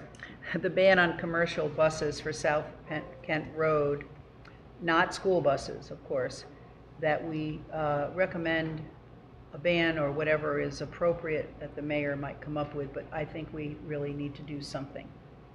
Second. Thank you, Chris. As we've heard from the public, and I believe Kent has a pretty active Facebook page, as New Milford have, with a lot of their residents there, as well as those up in Gaylordsville with the petition that's going on of the concern of those buses that are going down that for those that haven't ridden down that road, the shoulder is probably 15, 16 feet wide maybe, and those curves make it extremely dangerous. So I'd like to get an affirmative from the council to begin the process to limit and make it unadvantageous for these commercial buses to use our roadway, which is South Kent Road. Question? Chris? Oh, sorry, Chris. So what does this ban look like? How do we enforce it? What do we put up signage? Or? I think it would start with signage. We'd work with our partners up in Kent, as the selectman has been gracious to go through our meeting here. As you can see, the Kent's response similar to ours. I think we worked together. We had our state delegation here who I spoke to as well. Work on coming with a holistic thing, not only with the town, putting up signage, whether it be no through trucks or whether it be a weight limit that we could put on there. There's different methods that we can do, put the signage up, and then let the bus companies that are bringing these patrons to the wonderful facility that's there, let them know there could be an issue. Then once the signage is up, have the police patrol those areas, and I guarantee those bus companies get some tickets. They're going to make sure their drivers go all the way up to, was it 130? 341. 341. Yep. Right. 341, and make that right-hand turn the right way. But also can reach out to Waze. I know they don't always respond. This has happened before because they're so large, but that is what a lot of those drivers just go by Waze. So a question for the first selectman now. Do you have any signage at the Bulls Bridge? If they want to cut through there, is there any signage you guys have up there yet? We have signage at the covered bridge. We don't have any on 7 at State Road. So It's a state road. We have to work with the state. Yeah, but I'm talking about the road that connects. Talking about Bulls Bridge Road that goes up around. That goes down. No signage there yet. Okay. But we're looking to do that. Chris? I would just like to comment on the gentleman from the club there. I'd like to just thank you for being a part of this, trying to be a responsible member of the community and be part of a solution. I think it would be, some people would just maybe throw their hands up, not my problem, but you're here tonight and it sounds like you've been trying to alleviate this problem for a long time. So I appreciate you just being a responsible citizen to our community, so thank you. And can I just verify, someone said it was 3 minutes different, right, David? Is that, or Chris said? Shorter if they come through the Milford South Kent instead of Right. staying on the 7. Alex? It might be shorter, but I don't think it's faster. So if time is of concern, they should go right up into the center of town. What I really was concerned about first thinking is that safety first, but then you've got a very important business that is receiving those buses. The first thing I said is this is a facility and there's no other way to get to you except from your driveway, which comes out on that road. But it's much shorter to go up through Kent and back down. So I think that I love that you're working together with your community and now with our community. This is a neighborly thing, and I would love to see more of these opportunities to work with neighbors to solve issues. I think it's the right thing to do. I just the mechanics of it is where I'm lost. I don't know how you do this because they have to go on the road north of you but that's in Kent, so it's just our part, and then I just don't know how it's going to work. Yeah, I think it would be working together with Right. Kent and Or the the Milford state. and then the state, which would be our state representatives, both on our side, also on the Kent side as well. And I think everybody working holistically like that and coming up with, first you have the carrot working together, but then we have the police department almost with a stick, so to speak, where if they do try to go down these roads, they're going to get ticketed. And as soon as that becomes a cost factor to these buses, they're going to want to go all the way down 7. Is it possible that speed might already be an issue, and could that be something that could be addressed sooner while we work out I think the the rest chief of the hearing logistics? tonight and seeing the public outcry, I think on the New Milford side, absolutely. And also, there isn't really I think, Kristen, you said, people drive up on the lawn if you have to pass each other. Yeah, so they're moving curbage, gardens, our aprons and our driveways. Right. I believe when you come from 341 down, it's only a half a mile and it's less residential on that side. I used to do some work when Victor owned it years ago. And, You know, I thought, we had discussed one point the other night, at the crossroads of Route 55 and 7, that seems to be a big, where the buses come from. If we could put a sign on the Route 7 side, like Club Getaway, stay on 7, or something like that, to keep them, speak with the 7. Right. Would be beneficial. now I know you mentioned that obviously you do your own events and then they hire, the people that are coming up, they hire the transportation, correct? Right. All the schools and the camps, they hire Right. their own transportation. So what's their communication when they hire the buses? Don't they communicate with them and try to tell them which way to go? I know that you don't have any control of that. I mean, I don't know what happens once they book them. I mean, Okay. they'll book it online. I have no idea. So Okay. when we send out the stuff to the schools, we send out all the detailed directions, like what to do. We send out, in bolded in red, basically here, we talk about obviously not going down Bulls Bridge. Right. Right. Right. Corner Road. And then we talk about not going down South Camp Road. Right. Right? Going down Bulls Bridge is going to put another 45 minutes onto their drive. Right? They're going to try to go down, and then they go down Scampscott Road, which is even worse than South Camp Road. Right. And then don't go down South Camp Road. And then at the time, and this is about 5 years ago, we put a new town ordinance. Don't go down South Camp Road, you're going to get pulled over. Which, again, I would say 80% listen. Buses not allowed, Which is not allowed. Geez. Okay, thank you. Any other questions? So you guys will do it together? So we have a motion, right? Yes. And a second on the floor. Any other discussion? All those in favor? Aye. Opposed? Any abstentions? Stay tuned. Thank you. Thanks, guys. Thank you. Thanks I'll for be giving you a coming. call tomorrow. Figure it out. Thank you. Thanks, everybody. Thank you. Item 13B, update on our 4th of July fireworks, which will be held on, July 6th. yeah, So that's a Sunday. Normally, for years, we've been firing them off of Peagler Hill. For those who know where Peagler Hill is, it's kind of right behind where the Aquarian Water site is. And above to the left-hand side, if you go all the way up past Big Y, you make a left there, and it would be kind of on the other side of the road of the Catholic cemetery there. The town has owned that property for many years. The tree canopy has grown tremendously in those areas. So last year especially, when we did fire off the fireworks, some of the lower altitude fireworks you couldn't see them as well as you used to see them prior. So we've decided to move our fireworks, and where we're going to be firing them off this year is going to be on Youngsfield Road. And in doing them on Youngsfield Road, as it was done many, many years yes, it ago, was, on Youngsfield itself, and in the river. is that you would be able now to see them throughout the downtown. I would recommend not being near the bandstand just because of the size of 19 Main, but you can go in the northern part of the green. Also, some of the things we're going to be doing as far as road closures.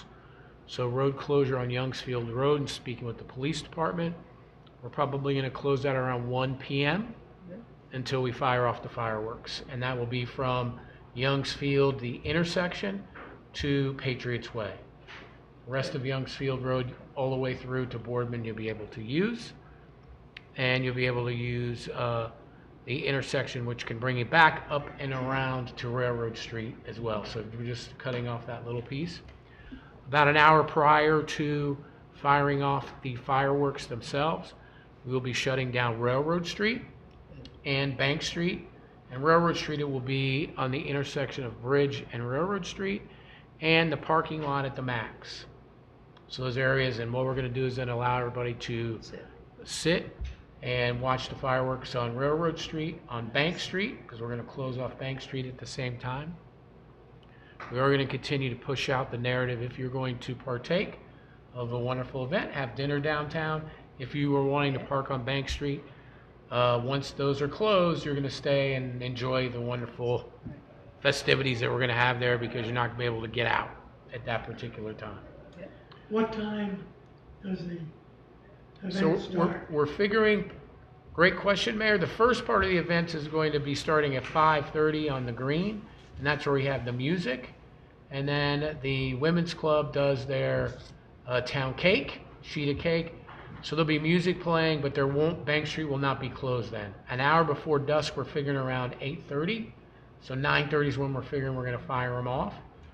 That's when we're going to close it down, and that will be closed with a DPW snowplow truck. So you can't get. So we're going to move them Don't there. try it. And we're also going to be doing the same thing on Bridge and Railroad Street on both sides. Police vehicles will be on Youngs Field Road just because they can be more nimble in that respect. And then partake and enjoy what's going to be really a fabulous show, especially through the whole downtown. You'll still be able to see them at Big Y. You can see them at Helen Marks Park. You can see them in the parking lot that used to be the Chrysler dealership there, Southworks. You'll still be able to see them in all those areas there. You'll be able to see them in areas that you couldn't see them really before, as the downtown, so especially up Canterbury Way. So still going to be great places to see them. There's lots of parking in the area as well. I hate to be negative, is there a come rain down and date? enjoy it. Rain date will be the following week. Okay. Sunday. So following Sunday. Be the 13th. Just trying to cover all the Yep. bases. It has rained a couple times this year around. Yes, a little bit, especially on weekends. Doesn't rain anymore? Okay. Okay, thank you, Mayor. Yep. Item 12C, a little update for us on East Street School. So East Street School, quick update. Currently, the bid is out for having vendors come, contractors, and give us kind of their proposals. We're waiting for that. I also wanted to apprise the council that we received a grant, and that grant will be coming through the Economic Development Corporation. And that grant will be to assess the remediation that will be needed for East Street School. As we all know, this is a 1930s school, so you're bound to have some asbestos. You're bound to have some issues that will have to be remediated, whether the town would partake in it or a developer. It's something that is going to be needed as we're looking to reuse and redevelop that area. This was a grant done, so I wanted to update the What was it, council. 150 grand? Mm-hmm. Yes, so that's 150,000 We don't have to pay, yeah. for. And anybody who gets the job has Yeah. that much saved. And I believe the bid closes the middle, I think the second or third week of July, to get responses for Right around the time what of they fireworks. envision East Street Yeah. School to be. All right, very good. Item 13D, you have an economic development update. I do. So quickly, statistically, unemployment rate, state of Connecticut right now is at 3.9%. New Milford's labor pool in total is 15,796. Employed is 15,249. Unemployed, we don't want anyone that doesn't want to work to not be able to, is 547, which is 3.5%, which is about 0.4% lower than the state average. Some of the things going on with the Women's Development Council that we partner with. They have a small business access to capital resource event, and you can see these either on the mayor page or on the New Milford Economic Development page or on our site. Oh, I put it out there too. That's going to be this coming Thursday. It's going to be from noon to 2 p.m. And this will be on Broad Street in Stamford. There's another one called Reset Food Accelerator Program. Applications are now open. If you do have a shelf-ready, service-based food business, this program offers a grant opportunity to help you focus on growth and sustainability of your program. You can go to the website and apply to there as well. They also have upcoming classes that are virtual. Financial Foundations Business Loan Drop-In, where you can get access to capital advisors online that can help you and assist you if you're looking for financing as well.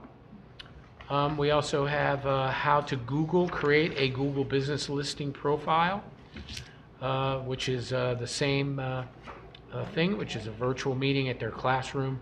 And that is going to be, I believe, tomorrow from 11 a.m. to noon. And you can look on their website as well. There's also a Let's Tune Up Your Business Finances, where you can learn more about your balance sheet, your income statement, budget to actuals reporting, which is very important, especially for those that have cash businesses. And then if you're somebody looking, they thought, you know what, I think I might want to start a business. There's Exploring Entrepreneurship, where you're ready to start a business. Virtual classroom, that'll be on Thursday the 17th from 10 a.m. to 11 a.m. at the Women's Business Council. We also work with the Connecticut Small Business Development Center, and they have a free 60-minute webinar for small business success. That's online, and you can go to their website, and that's going to be this Wednesday from noon to 1 p.m. Also, if you have a business and you're looking to grow your business with government contracts, they have Unlocking Contract Opportunities with the state. That's actually another online. That's starting tomorrow from noon to 1 p.m. And they have business advisors. They also have former Department of Government Procurement Division experts that can help you with that as well. And then they have free master classes, resources for Connecticut manufacturers. We do have some in Connecticut that are New Milford that are manufacturers. And Paul Lavoie, who's our Chief Manufacturing Officer for the Department of Economic Development. Catherine Marks, SBA, she's our District Director. So there's an opportunity. Also, you can apply for a $10,000 grant, and that is through the Verizon Small Business Digital Ready. And you can look for more information of that on our town websites and on our Economic Development Facebook page as well. Also, the New Milford Chamber of Commerce had their meet and greet. They call it their business scene, which was this past June 12th at the New Milford Swim and Tennis Club. And for those that are in business, it's a great resource to go and network with your peers. Spoke to Dinesh, who owns the facility, and they're actually looking to add more pickleball courts, which is much needed. We had this past Saturday, Make Music Day, which is 120 countries participate in that. And New Milford, we actually had a free concert, and that was with the Sherman Chamber Ensemble, and that was at Theater Works. It was a great show provided, had a lot of youngsters there as well. We also had a music on the bandstand as well that we do on Saturday mornings. Dean Schnellbeck, and he did it there. And want to thank the Northwestern Connecticut Arts Council, our Commission of the Arts, and the DECD for really their participation this year. And it's all part of our efforts as we're becoming a cultural district here in New Milford. Want to thank the Youth Agency. As in July 22nd and July 24th, 5:30 p.m. to 8:30 p.m. at the Max, is going to be the Spark Business Academy, and that's to learn how to build a resume and how to explore your career, especially for those young taking a first step or those that are looking to move on in their career. Rock the Block, for those that didn't know, was canceled last week due to rain. It's going to be this Thursday. It'll be Anchor Management, so if you get a chance, please come down. It's a great band, a great time, and hopefully the weather will be great for the second Rock the Block. New businesses that have come in, we had a new one called Future Home Care, and that's a high quality, it's a professional home care service, and we've got a chance to cut the ribbon there. And we also have Raven Bakery that will be opening up on Bank Street, I believe next month, and then Barbecue, which will be opening hopefully within the next 2 weeks, which will be right here on Bank Street. They have a location already in Waterbury. Big congratulations, not business oriented, but the New Milford High School Theater, they won 3 Halo Awards.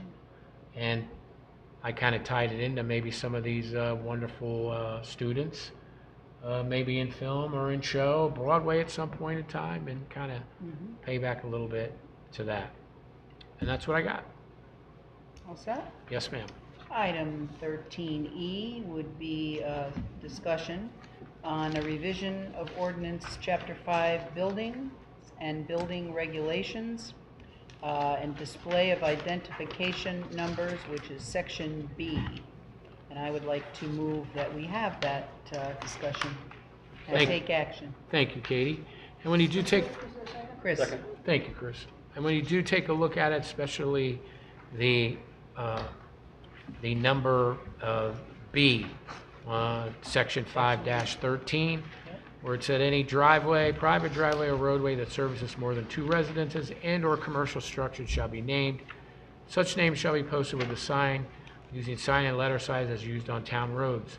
Letters shall be 4 inches high, comprised of strokes that are a ½ inch wide. Cost and maintenance of such signs shall be expense of the property owners. I would like to propose to the town council is that those people that do live on these private roads pay the town taxes. And there are some of these signages that when our emergency vehicles go to these roads, they really can't even tell that it's even a road. There's no continuity when it comes to the signs. So my proposal would be to the council is that we take on that endeavor and that we place the same signs that we do for all of our other roads onto these roads. The only recommendation I would make is the color would be different than the color that we would have. And the reason being is our plow trucks, when they're plowing in the wintertime, need to know that this particular, say, whatever color that is, not to go in there to plow because it's not a town road. But this way our emergency vehicles can know where this road is. They can know when they're driving to it. Makes it more efficient and it makes it more of a safe experience for all of our residents, whether it be on a town-paid road or a private road. And that's any number of residences that are at the end of... Correct. Just be the one road, just a sign to the intersection of the road. Chris? What do you estimate the cost of this change would be to taxpayers? I heard it's about 100, from what the initial one that we got was $110, and it's anywhere from 60 to 70 roads. 60 to 70? Yeah. It's about $7,000 bucks. Okay. So this is just for That makes roads sense that from a don't have the safety point of view. official, Correct. official green So sign at with the the white end of lettering the that road glow is in the you dark. and me, and it's called nothing. And so if ambulance coming to get you, More than 2. 1, 2 homes. Right. oh, not just for the 2? No, it's private. Some of these private roads have 10, 12 people on them. Well, okay, so what if it's only 2? Then we don't require that there? If it's deemed a private road, it's not a private driveway, it's not a common driveway. Right. Those that have two houses normally are private, Would be a driveway. common driveways. Yeah. But if it is a private road, absolutely. If it is a road, then if there were only 2 houses at the Would end, be then the- they would have the same issue, right? Absolutely. Okay. They'd have the same, And what color would be the differentiation? I would defer that to Oh. Public Works. I would think it would be, I'm just saying off the cuff, probably an orange. The kind that's Or very something that's obvious, reflectable because, when you're driving, especially at night at, Yeah. if there's an emergency. But it also gives the plow driver in snow, Yeah, they when they're have- driving, they know, oh, I'm not gonna go down this road because And so it's not town. for the private roads that already have the official signs, they don't need to change. Yeah, I don't think they do. If they do have those signs, great, don't, it wouldn't Because be a change. obviously, I live in a private neighborhood, we have the same signs that the Yeah. town has. Be perfect. So we don't have to change those. Nope. Oh, there's a good example, right. Yeah. There's some that absolutely don't even have a sign. Right. Yeah. And some that do, some are made out of like Wood. wood. Yeah. And they're not And leather. reflected, and there's no reflection, so it's Correct. night, it's foggy, and, the ambulance Exactly. or whatever, the police department goes a long way. Absolutely.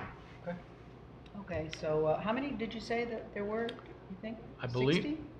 I believe there was I don't want to tell you the wrong number. Just rough. It's around 70.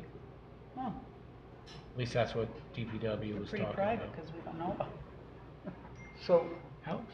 Well, it's just that if you're using the color of the sign to help the snowplows, one of the roads that's already got a sign should actually then really change it to the correct color if it's not plowed by the town.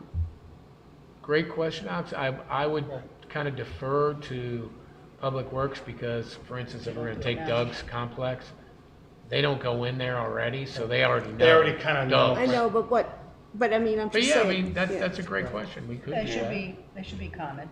Yeah, if you're gonna make that what you're doing. Right. So Pete, just a quick question. So hypothetically, there's a private neighborhood, and they don't have the proper signage. What does the town authority have to, do they approach the HOA? Do they say, hey, we want to put signs up? How does, I mean, obviously they can't just go in. I would say because you're on a street, the street has an easement. We have property, probably some places at least 10 feet from the road, right? Especially on the corner. Yep. So the corner would be more than likely town municipal property. That's entering the neighborhood. Once you Correct. get into the neighborhood, then that's There's not multiple town. streets. Right, so those streets are protected by a buffer, which are the grantor of the roads, which becomes the HOA. I would say in a unique situation such as that, Right. you would talk to the HOA Okay. and ask them, and here's the reason why you would want to do Sure. that and explain Like to where you them. live. So that's what would happen. Exactly, if we had the non-compliant way. Yeah. Okay, I think just make it safe for our emergency responders when they're. absolutely, oh yeah, absolutely. Well, there was a big push to make sure you put your house number, that nice reflective green or white or whatever. Right. So it does also, there's some communities that have the reflective numbers. They've been done by fire departments as a fundraiser or whatever. Oh, yeah. Is that something anybody's ever talked about before? Because I can see how easily it is for an emergency vehicle that's never been to a particular place to have a hard time knowing where to go. I mean, we could ask, you're right, Alex, we could ask the ambulance. They did it as a fundraiser a few years ago. Yeah. Maybe they may want to partake in doing that again. I know I got mine from that. I mean, we could see. I agree with you. Some of those spots, you don't know where the place is. Right. I agree with that. And the streets don't have, there's no street lamps, like for instance, right, where I live, it's dark. You could never find it. Any other discussion? All right. All those in favor? Aye. Opposed? Any abstentions? Thank you, everyone. And we'll reconvene the next council meeting on To adjourn? Thank you, Mayor. July We have- 14th. And a second.